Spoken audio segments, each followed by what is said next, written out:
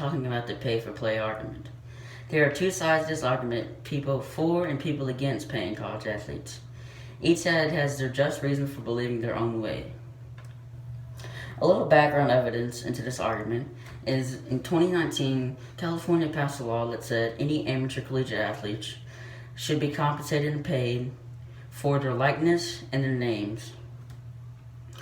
And two examples of this would be that help revive this debate would be Zion Williamson and Tua Tagovailoa. Zion Williamson had a knee sprain into the most anticipated basketball game of the year. Tua Tagovailoa was also injured this year with a severe career-threatening injury against South Carolina, in which he dislocated his hip very badly. Another example of this would be James Wiseman, who was the number one recruit in the 2019 men's basketball rankings by ESPN. He decided to go to Memphis, and he was indefinitely suspended by the NCAA for violating their terms. His coach, Penny Hardaway, decided that he was going to pay for James Wiseman's family to move down to Memphis, which you can't do that. That is a violation of the rules. And just like Reggie Bush, who had that same thing happen to him, his 2005 Heisman was stripped from him. Now the no pay for play argument states that playing sports is a side part of getting a college education. Nobody forces these players to play for these colleges unless they get an athletic scholarship. They and their families choose to, as Scoop Jackson said. They also, as part of receiving a scholarship and going to a college that will give you a free ride there, they're also receiving numerous benefits. Lisa Horne states that they are receiving free food, free insurance, free publicity, free travel, and a housing allowance. They are also given easier classes, Bahari states, and unlimited resources as needed. These easier classes will keep these players designed to keep the eligibility of their scholarships, which is what they need. They need to keep a certain grade point average to keep their scholarships.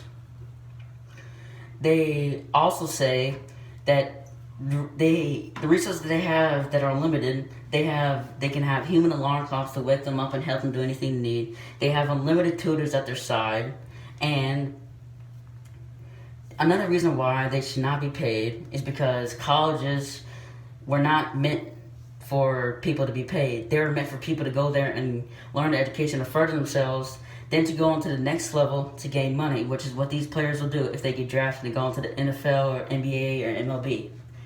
Now, that are limited, they can have human alarm clocks to wake them up and help them do anything they need. They have unlimited tutors at their side, and another reason why they should not be paid is because colleges were not meant for people to be paid. They were meant for people to go there and learn the education to further themselves, then to go on to the next level to gain money, which is what these players will do if they get drafted and go into the NFL or NBA or MLB.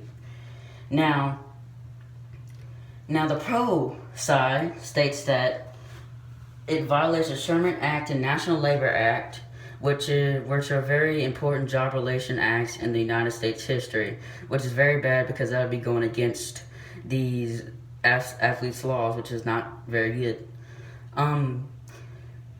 They aren't students because they don't have enough time to study, Ryan Vanderford states.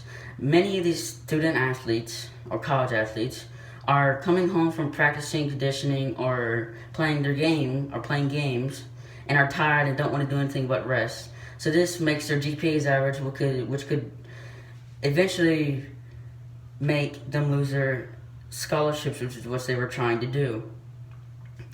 Michael Wilbon states that there was an $11 billion deal made between CBS and the NCAA men's basketball team.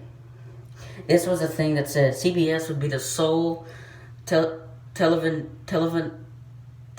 broadcaster of the March Madness, which is a very big tournament in which 64 college basketball teams come together and play each other to see who you can get number one.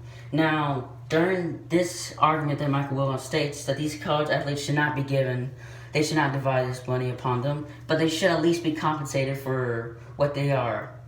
Because most colleges cannot afford to pay these, unless you're Tennessee or UConn, who have had a rich women's basketball history and can afford to pay these athletes.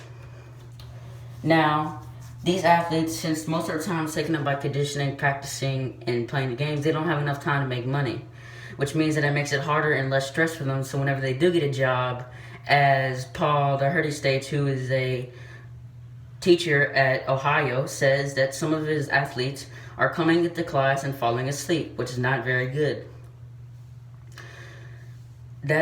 So both of these statements can all be provided that they need to increase their benefits in order to solve this problem, but they should not get paid. That's what the opposing argument says. The pro argument says that these college athletes should be paid because of their likeness and the money that they make for these universities, because they make that possible. Thanks, there we go.